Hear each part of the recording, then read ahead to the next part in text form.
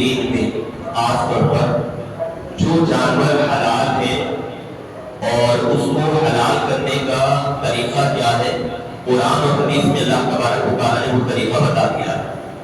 حلال جانور ہیں جیسے کہ گائے ہے، اونٹ ہے، مرغی ہے اور بکرا ہے، اور اس کے جن سے تعلق رکھنے والے جتنے جانور ہیں وہ سب کے سب حلال ہیں، اور ان کو جب شرعی اعتبار سے حلال کیا جائے تو حلال ہوں گے، غیر شرعی اعتبار سے اگر حلال کیا جائے تو وہ حلال نہیں ہوں گے۔ یاد رکھیں، حلال جانور کو صحیح طریقے سے جب ذبح کیا جائے، حلال جانور کو شرعی طریقے سے جب ذبح کیا جائے تو وہ حلال ہوں گے، اور حلال جانور ہیں لیکن ذبح کرنے کا طریقہ غیر شرعی ہے تو وہ جانور بھی حلال نہیں ہوگا۔ کیسے؟ ایک مثال میں آپ کو دیتا ہوں۔ جانور حلال، کافر ذبح کر رہا، کافر کا ذبیحہ مسلمانوں کے لیے حلال نہیں۔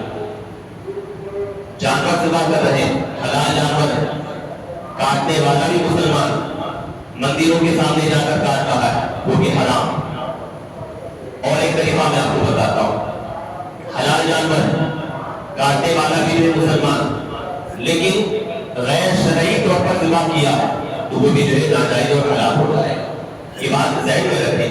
ابھی جو سوال کیا گیا ہے کہ اکثر مقامات پر یہ مردار جو جانور ہے یا مردار جانور، پہلے ذہن میں رکھیں، فطری طور پر جو جانور مر جاتے ہیں وہ حرام ہے۔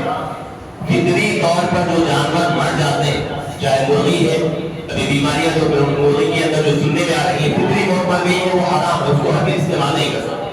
بکرا ہے، فطری موت مر گیا، فطری موت کا مطلب رہتے رہتے خود بخود انتقال کر گیا، اس کو زبان نہیں کی کچھ بھی نہیں۔ یا پھر یوں سمجھو کہ بکرے راستے پہ سے جا رہے تھے، ایکسیڈنٹ ہوا، پورے کے پورے بکرے مر گئے، وہ بالکل حالانکہ بکرا حلال ہے نا، فطری موت مر گیا ہے، حرام ہو جائے گا۔ ویسے ہی گائیوں کا معاملہ، اور ایک وہ غیر مسلموں کے پاس ہوتا ہے، دیکھو اس کے ذبح کرنے کا جو طریقہ بتایا گیا ہے اس طریقے سے ہٹ کر ذبح کر۔ کیسے کہ غیر مسلموں کے پاس آپ دیکھے ہوں گے کہ کیا بولتے ہیں اس کو، اس کی گلے کی طرف سے ذبح کرنے کی بجائے گردن کی طرف سے پکڑ کر بے دردی سے جو ذبح کرتے ہیں۔ بکرے مندروں کے پاس باقاعدہ ذبح ہوتے ہیں، گردن کی طرف سے جو ماس کرنے کی جھٹکے میں ذبح کیا جاتا ہے، یہ بھی غیر شرعی طریقہ ہے۔ یہ طریقے سے اس طریقوں کو جو استعمال نہیں کیا جائے گا۔ حلال اور جائز طریقہ کیا ہے میں آپ کو ذبح کرنے کا بتاتا ہوں، چاہے وہ مرغی ہو یا بکرا ہو یا گائے ہو یا اونٹ ہو۔ تینوں کے کاٹنے کا طریقہ ایک ہے، مرغی، بکرا اور گائے، ان تینوں کے کاٹنے کا طریقہ ایک ہے، اونٹ کے ذبح کرنے کا طریقہ الگ۔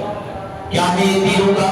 مرغی کی تو خیر ہاتھ میں جو لے لیں گے، تھوڑا سا پانی ڈالنے کے بعد بسم اللہ اللہ اکبر، یہ ہو گیا یہ کلمہ بسم اللہ اللہ اکبر۔ اگر یہ لفظ یاد بھی نہیں ہے، بسم اللہ الرحمن الرحیم، سبحان اللہ و بحمدہ سبحان اللہ العظیم، مطلق ذبح کے وقت میں اللہ کا نام لینا چاہیے، یہ ذہن میں رکھیں۔ اللہ کا نام ذبح کے وقت میں اللہ کا نام لینا یہ ضروری ہے۔